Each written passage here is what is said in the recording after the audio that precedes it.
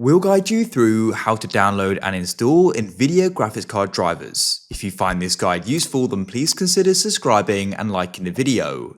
It's super important to go and do this, and it's going to give you a load more settings for your graphics card as well. So what you need to do is go and open up a web browser. I use Chrome, but you can use one of your choice.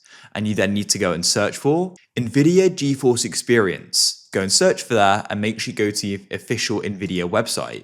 And here we can go and download GeForce Experience, and through this we can get the drivers. So click on download now and wait for it to finish. Then what you can do is go and open up your file explorer, come over to the left, and here we have it.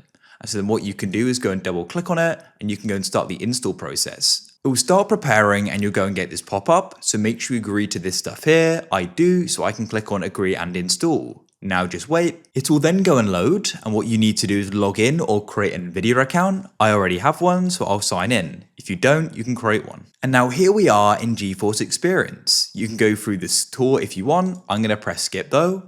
And then to get the drivers, you can click on drivers in the top left. Then you go to the top right and you can go and choose the drivers you want. You can have game ready drivers or studio drivers depending upon what you want to use your graphics card for primarily. I'll select game ready drivers, and then as you can see, we can go and download them here. After they've downloaded, you can then go and choose the installation. I just go and use an Express installation. You'll go and get a Windows Qt pop-up, and they'll then go and start installing.